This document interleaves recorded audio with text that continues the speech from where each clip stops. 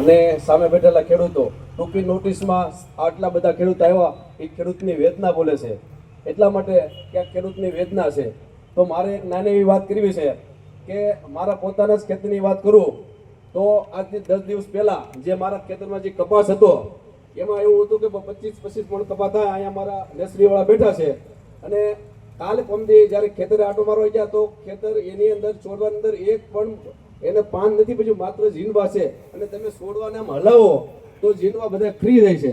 એટલે કાંઈ પણ વસ્તુ ખેતીમાં વધ્યો નથી અને સરકાર ગતકડા કરવામાં રહી છે કે ભાઈ અમે પહેલા એમ કે 700 કરોડ આપજો, પછી કંઈક 2500 કરોડ, હવે કંઈક થોડાક વધે, પણ હવે 2-5 હજાર કે 10 હજારના ફડીકા આ ખેડૂતને પૂરું થાય એમ નથી. હવે આપણી બધાની એક જ માંગ છે. કાલે અમે રાત્રે નેસરીમાં મિટિંગ કરી હતી, એમાં ઘણા બધા ખેડૂતો અહીંયા આવ્યા છે. તો આપણી એક જ માંગ છે કે સંપૂર્ણપણે દેવું માફ કરો. આમાં ઘણા ખેડૂતો એમનો પ્રશ્ન કર્યો કે ભાઈ જેને લોન ન ઉપડે એનું શું એમ, તો લોન ન ઉપડે એના માટે પણ આમાં ઘણા બધા મુદ્દા છે. તો લોન ન ઉપડે એવા તો લગભગ મારા ખ્યાલ મુજબ 5 થી 10% ખેડૂત હોય, બાકી બધા ખેડૂતે લોન ઉપડે. આમાં કોણ એવા ખેડૂત છે જેને લોન નથી ઉપડે? ઉછાંગણી કરજો ભાઈ, કોઈ છે એવા કોઈ ખેડી? જો આટલા આ 4-5 ખેડૂત નીકળ્યા છે એટલામાં, બાકી કોઈ એવું નથી કે લોન ન ઉપાડી હોય, બધાને લોન હોય છે.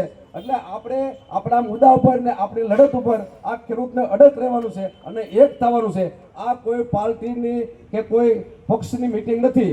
આમાં ભાજપ વાળા આવી કે આપ વાળા આવી કે અને કોંગ્રેસ વાળા આવી કે, કારણ કે આ માત્ર ને માત્ર ખેડૂતની મિટિંગ છે. કોઈ એમ કહેતું હોય કે અમારા પક્ષની મિટિંગ છે તો મત તમારે જ્યાં દેવો હોય નથી. જો અમારા પ્રતાપભાઈ બેથી પેલા ડિબેટમાં કીધું હતું ભાઈ ખેડૂતને રાજી થાય, મત રાજી હોય ત્યાં મત તમે તમારે દઈ દીજો, પણ અમારે તો ખેડૂતની વાત કરવી છે.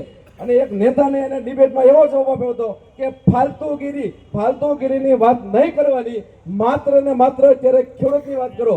તમે ભારતીય જનતા પાર્ટીના કોઈ નેતાને ખેડૂતની વાત કરો તો એ 2001 થી ચાલુ કરે કે અમે ખેડૂતને આ દીધું ને અમે ખેડૂતને 2000 દીધું. અરે ભાઈ તમારા 6000 માં ખેડૂતને 3 થેલી ખાતર આવે ભાઈ, 6000 માં આવે હું ભાઈ? તમે 6000 માં ખેડૂતનો દસ્તાવેજ કરી લીધો એ ટાઈપની તમે વાત કરો છો. એટલે તમે જો તમે તમારી વાત રજૂ કરો એટલે એ પહેલે એ 2001 થી એનું વાત હતી મેં કે અમે ખેડૂતને આમ કર્યું તેમ કર્યું, પણ એ ન વાત કરે કે અત્યારના સમયમાં ખેડૂતને આ સમયમાં જે 10 દિવસના ખેડૂતને જે નુકસાની થઈ છે એના માટે શું દેવાનું શું, એ કોઈ નેતા ભારતીય જનતા પાર્ટીનો વાત નથી કરતો. પણ આપણે એના મોઢે બોલાવવાનું છે કે આ અમારે સમગ્ર અમારું લેણું છે એ માફ કરો. એ માફ કર્યા સિવાય બીજો કોઈ એનો વિકલ્પ નથી. અને આની વાત તમે એક ધારા છોડી જાઓ ત્યારે તમારું લેણું માફ થાય, બાકી આ તમને જવાબ દેવ નથી. બસ આટલી વાત કહીને વિનું. જય હિન્દ, જય ભારત.